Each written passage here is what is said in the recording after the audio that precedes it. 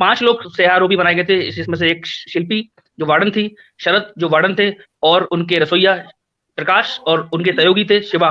ये 5 और संत आसाराम बापू, उनको मिलाकर लगभग 5 ये आरोपी सह आरोपी और आरोपी मुख्य आरोपी मिलाकर 5 लोगों को इस एफआईआर में जोड़ा गया था, जिसमें से 2 लोगों को मेरे हिसाब से सेशन कोर्ट ने रिलीफ दिया था, बरी किया था, और 2 लोगों की एसओएस हाई कोर्ट ने रिलीफ दिया उनको एसओएस का।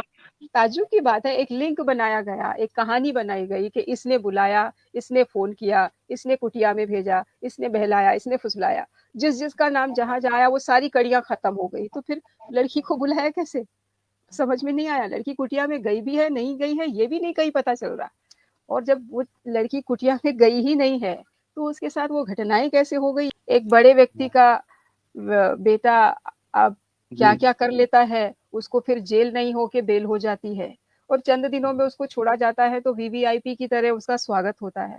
और एक संत जिन्होंने कुछ भी नहीं किया, कहीं प्रूफ ही नहीं हुआ कि उन्होंने गलत किया है, तो उनको आपने जेल में भी रखा, प्रताड़ित भी किया, और वो बीमार हुए तो आपने न बेल दी न पैरोल दी। बापूजी की धर्मपत्नी लक्ष्मी मैया, उनको हार्ट अटैक हो गया, वो हॉस्पिटलाइज हो गई, और उसमें भी हमने फाइल लगाई कि भाई हमें बेल पैरोल कुछ दिया जाए, वो भी नहीं दिया।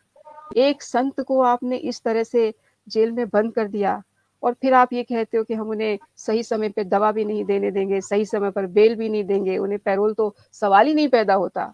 2018 में मैंने बापूजी का दर्शन किया था, तब से अब तक बापूजी का स्वास्थ्य बहुत गिर गया है। हमारा भी आग्रह थोड़ा सा एग्रेशन इस आज ये है कि अगर 90 साल के हमारे संत आसाराम जी बापू, जिन्होंने 60 साल संस्कृति की सेवा की है, उनके साथ अन्याय हो रहा है और हम चुप रहेंगे, तो कहीं ना कहीं हम भी हमारी जवाबदेही से पीछे हट रहे हैं। इसीलिए हम संत आसाराम जी बापू के पास साथ कल भी खड़े हुए थे, आज भी खड़े हुए हैं, और अपने जीवन की अंतिम सांस तक हम संतों के साथ, सत्य के साथ खड़े रहेंगे। ये संवैधानिक अधिकार संत श्री आश्रम जी बाबू के अधिकारों का हनन नहीं है, ये हर हिंदू के अधिकारों का हनन है, क्योंकि कहीं ना कहीं भारत में मौलानाओं के लिए बोलने वालों की चैनल्स की फौज खड़ी है, पादरियों के लिए बोलने वाले चैनल्स की फौज खड़ी है, पूरा पूरा उनके लिए पूरा सिस्टम खड़ा हुआ है। लेकिन संत के साथ बोलने के लिए कहीं ना कहीं लोगों को मिसगाइड किया जा रहा है कि उनको सजा हो गई, उनको ये हो गया। 100 करोड़ हिंदू इस देश का है, उनके लोकतांत्रिक अधिकारों से ये केंद्रीय सरकार चुनी है, उन्हीं अधिकारों से ये मंत्री पद बना हुआ है, उन्हीं के रेवेन्यू से ये पूरा सिस्टम चल रहा है। तो अगर जागृति हुई, 2014 में सरकार बनी तो हिंदुओं की जागृति से, 17 में योगी सरकार आई तो हिंदुओं की जागृति से, राम मंदिर मुद्दा हुआ तो हिंदुओं की जागृति से, गौ हत्या के ऊपर आपने गोपाष्टमी का जिक्र किया, इससे पहले तो पिंक रेवोल्यूशन का जिक्र था दीदी। जब जब सत्य असत्य के साथ में जब संघर्ष होता है, तो कहीं ना कहीं सत्य के लिए जो जो आमजन है उसको बीड़ा किसी ना किसी को तो उठाना पड़ता है। कि समर शेष है नहीं पाप का भागी केवल व्याघ्र, है तटस्थ जो समय लिखेगा उनका भी इतिहास। तो एक सत्य के साथ अन्याय हुआ है, और उस समय जो जो लोग मौन बैठे हुए हैं, उन सब में अगर हमारे इस प्रयास से 10 लोगों तक जागृति फैली तो हम मानेंगे कि हमारा प्रयास सार्थक हुआ। क्योंकि मैं पर्टिकुलर संत श्री आचार्य बापू के शिष्यों की बात नहीं कर रहा हूं, हर हिंदू का ये कर्तव्य है, क्योंकि हमारे त्योहारों पर उंगली उठाई जा रही है, हमारी बहन बेटियों पर उंगली उठाई जा रही है, हमारे संतों पर उंगली उठाई जा रही है, तो आखिर सारे देश का ठेका, सारी दुनिया की उंगली हमारे ऊपर उठेंगी, इसलिए कि हम अहिंसावादी हैं। हमारे पास भी शायद वो ताकतें हैं जो संविधानिक ताकतें हैं। वामपंथी नैरेटिव बनाते हैं, बड़े बड़े नैरेटिव बनाते हैं, मोमबत्ती लेकर खड़े होते हैं, सुप्रीम कोर्ट्स में पीआई डालते हैं एक मुद्दे के लिए, एक बात आवाज के लिए। तो एक 95 वर्षीय 90 वर्षीय संत होने वाले हैं जो पिछले 10 साल जेल में है। इस देश में आतंकवादियों को बेल मिलती है, पैरोल मिलती है, पादरियों को बेल मिलती है, लेकिन संतों के लिए ये चीज होगी।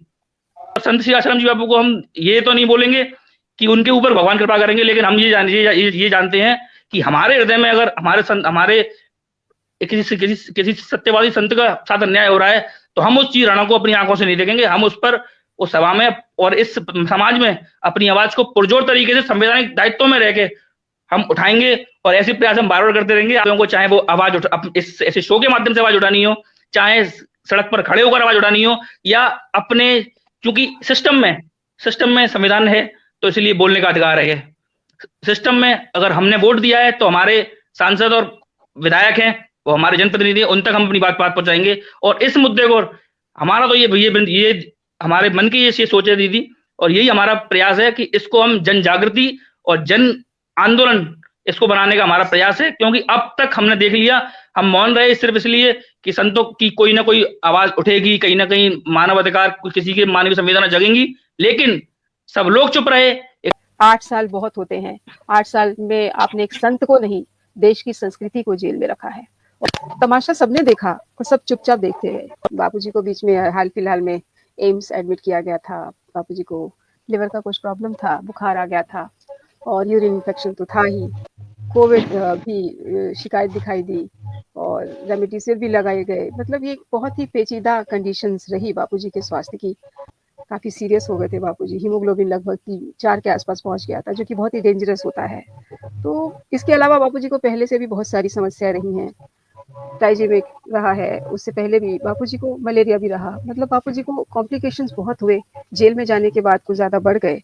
इन्फेक्शन बाहर से आया और बापूजी को कैसे लगा ये पता नहीं चला, लेकिन बापूजी की तबीयत बहुत खराब हुई। अस्पताल में एडमिट होने के बाद संभल भी गए। ये एक षड्यंत्र के तहत हुआ है, ये बहुत लोगों को पता भी है। तो ये एक साधारण बात नहीं है।